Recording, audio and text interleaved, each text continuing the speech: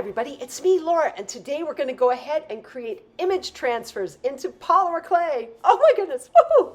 So anyway, right here I am burnishing down a drawn image I printed off my own laser printer and into the polymer clay. I'm just using my finger to kind of burnish it down. You can use a little brayer if you want, whatever, but just kind of burnish it down so it sticks really good. And the same where it's sticking to the tile really good too. So right here, I'm just putting it into the water, and yes, I am submerging this, but I figure I can kind of do that. Also here, you know, my water was a little warm, not terribly warm, but a little bit. And part of that was to kind of help get this image to go down into the clay faster. I'm a big one for time, so if I can make it go a little faster, I will. You can do this also on cold water, but I like to kind of burnish it down. It takes a little bit for that, you know, kind of helps activate the ink and everything. So anyways, trying to bring up the paper in the water here, and you could kind of see it kind of floating off of there. Now, when you go to do this technique, okay, if you're, you know, if it's a little bit warm water, if it is warm water that you're using, warm water is just fine. Just be very careful when you're rubbing off that paper on the back, okay, because the ink can smear, it can smudge. Even with cold water, it can do that too, but you just got to be very careful. I like to dunk it in and out of the water to help get it off, you know, off of my image. This can take time. So, you know, don't be in a rush. The more you rush, the more the image is likely to smear.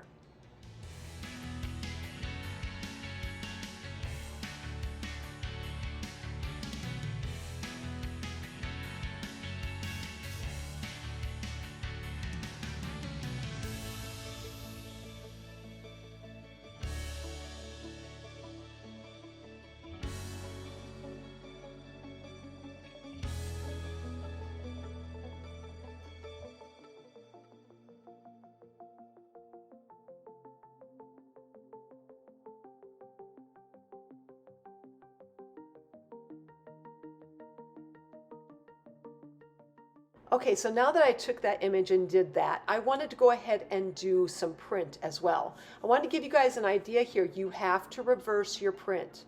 So when you're on your computer or whatever you use, make sure that your print is reversed, because otherwise the image, or I should say the words, will be backwards. So you got to make sure that you reverse your print on the paper before you put this down on the clay.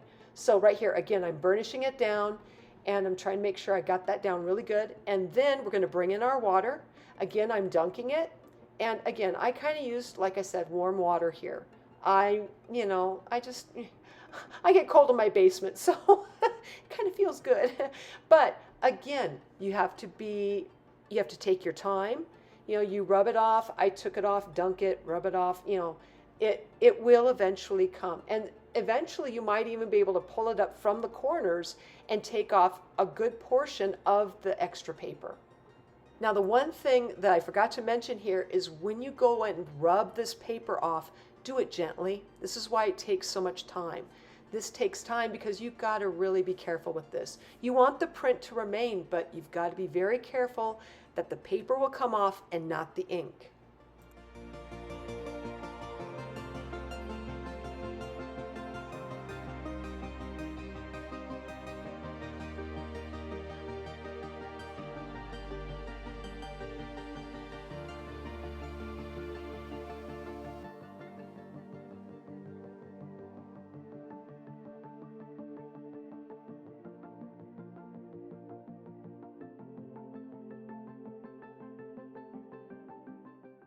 Okay, so I'm getting down to it. You can see right there, I'm starting to get to that little piece, and I'm just going to take my blade because it's really hard to get it off, and just gently lift it, and there you have your image.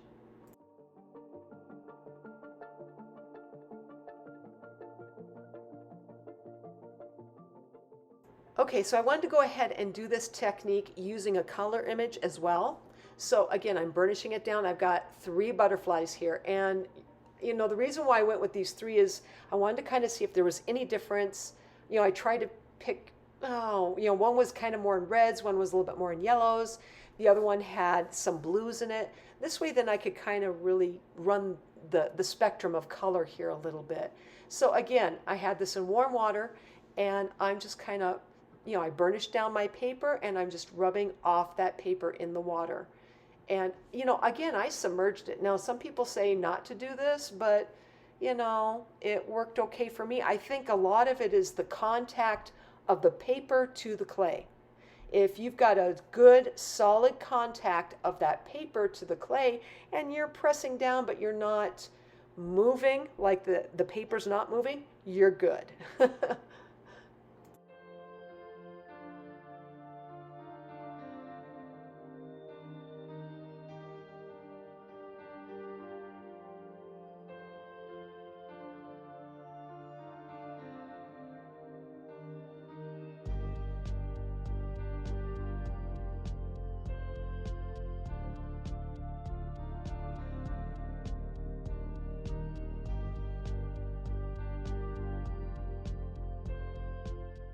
So here's one of the cons to doing this technique. It was fun. I like it because my hands are in warm water, yay.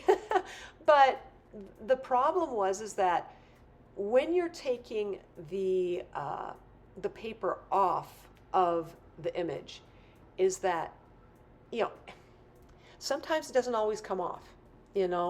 I found that I can get quite a bit of it, and this is why I lifted it up off of my tile. I wanted to get my fingers underneath the clay and kind of get a feel of like, okay, that's the clay, so what does it feel like on top? This is why I did that. I thought this way then I can kind of discern the difference between the paper and the actual clay, so where I could get most of it off.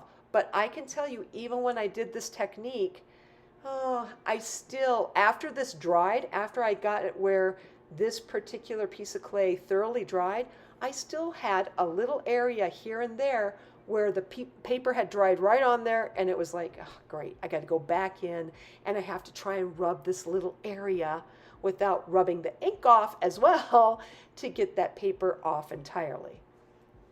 And for me, you guys know me, I am not big on this because it's time consuming.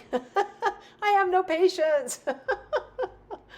But that being said, this might be the technique for you. So try the water technique and see if you like it.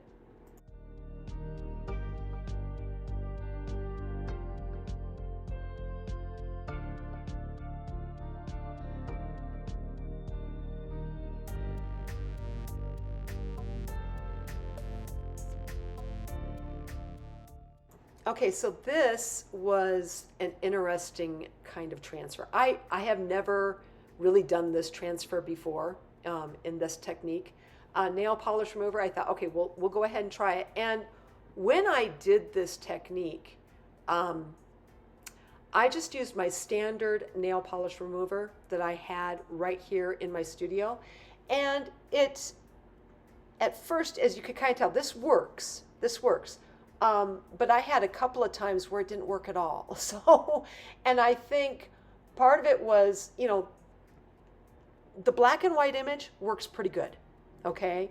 It was the color that drove me nuts. It seemed like the color took forever, but you'll see that in a second. The thing is here with the black and white, it went down pretty good. I thought, well, we'll just keep burnishing it. I burnished down. See, this is where you see the contact. The contact with the paper was not there on that first try. Make sure you have that paper connected to the polymer clay pretty solid. And I dabbed it a little bit more. I was also being a little more careful here. I thought, okay, we're going to just be a little more careful. when you put down that acetone on here, the big con for me in this technique was just the smell of the acetone.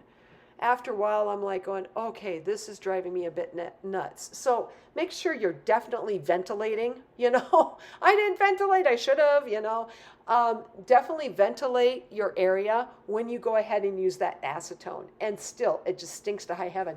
I almost wish I had some kind of mask on or something because it just, yuck,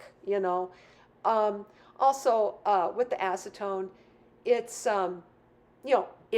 this one I think even takes longer than doing the water technique. Because I always had to, and I had to always check. That's the thing. I can never tell when this thing was completely transferred. You get a little bit, but then parts of it would not come. And I'm like going, okay, we got to keep going, got to keep going, got to keep going. I almost wish I would have timed this particular technique because that might have helped me some. But eventually, as you can tell here, I did get a decent transfer.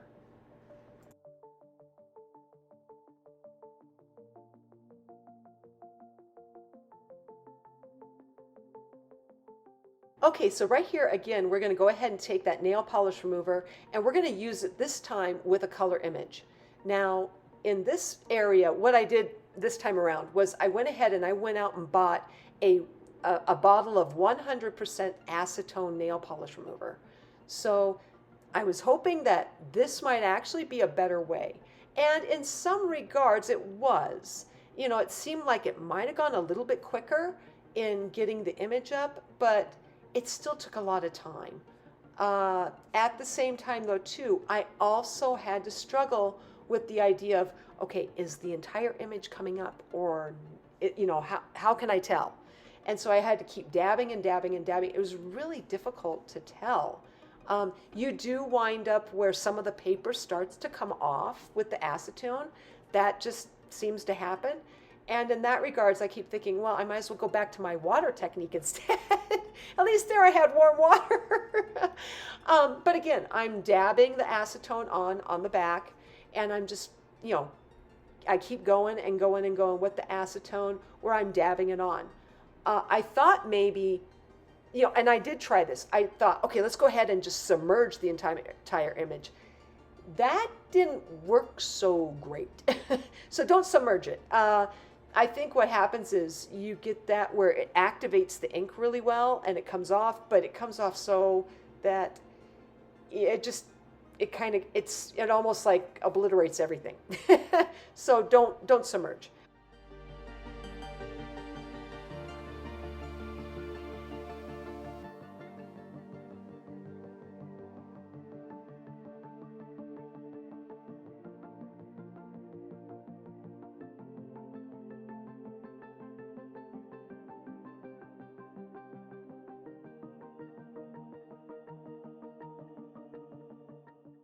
Okay, so looking pretty good, looking pretty good. We're almost ready to peel this thing back. Yay! And, doggone it. See, this is why that image didn't come off entirely. You really have to take your time in doing these techniques, especially with that nail polish remover. I just think that's a lot of it. So dab, dab, dab. It's going to take some time. The acetone does activate the ink in the paper, but, unless you decide to submerge the whole thing, which, like I said, it can obliterate it pretty good. I definitely suggest just taking it and dabbing a little bit at a time, and then eventually peeling the paper back.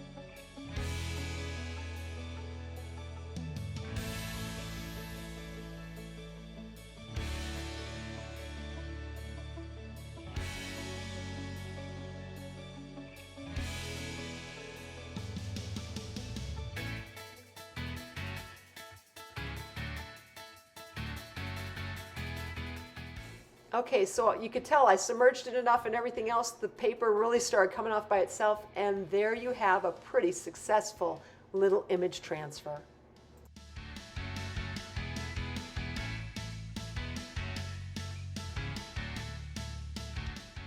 Okay, so this is my favorite. I have been doing images with my heat emboss gun for eons and eons and eons.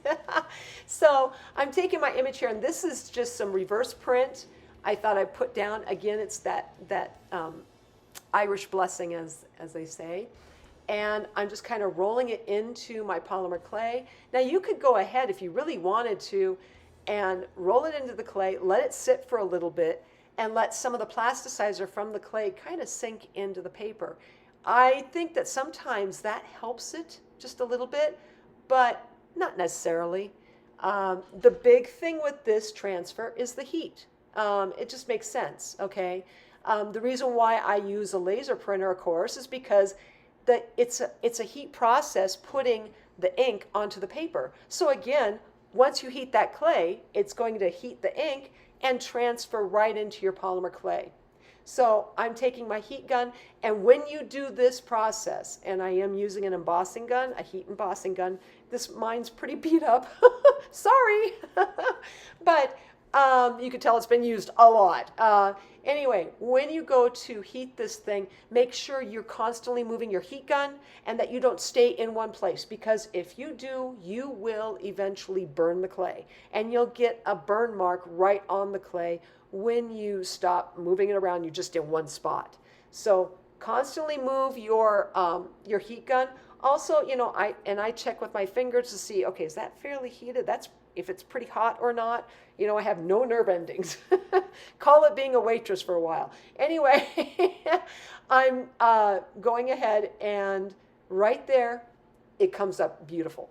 This is why I like this process. It goes quickly, it doesn't take too much time, and you get an image pretty much right away. Now, once you do this, what I will sometimes do is I will lift up my image because I know it's half-baked, and I'll go back in with my embossing gun and I'll heat the back, because you could kind of tell where it's not been baked through. And then I'll heat that so it's kind of baked. But then I would take this piece of clay and I'd put it back in my oven for about 7 to 10 minutes.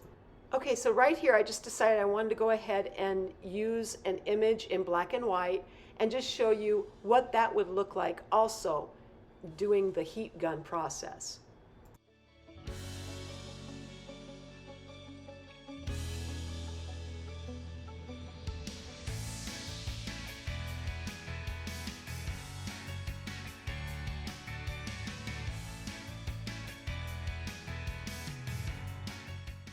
Okay, so now that I've got that image all heated up really well, I'm going to go ahead and I'm going to take my needle tool to go ahead and lift up the corner of that piece of paper, and there is your image.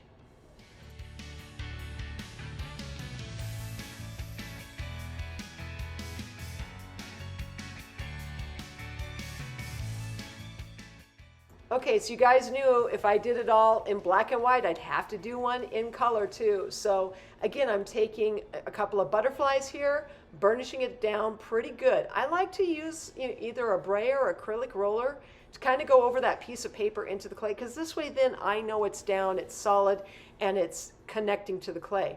That's really important on all of these techniques, including the heat gun. If that paper's not connected to the clay, it's not going to come off. That image is not going to be there. So, don't have an air pocket in there. Roll that out. That's the other reason why, too, I use my acrylic roller or my brayer. So the one big con in doing this particular transfer is that when you use heat, you're going to be baking the clay. So it's going to be a flat image, or, if you want to, and I've done this before, you could take your image and curl it in your hand on the paper, and then have that on your rounded surface, put it over that. Now, it's not as nice, and sometimes it doesn't always transfer as good. So that's the big con here with the heat gun, is that you are baking the clay. However, that being said, look at that, a really nice transfer using the heat gun. Okay, so here are some results from my transfer technique today. Please use this for study and reference. And if you like this video, please like, subscribe, and leave me a comment. I'm always wondering what you're thinking. Otherwise, I am sending out my biggest hugs to each of you, and I hope you have a fantastic day.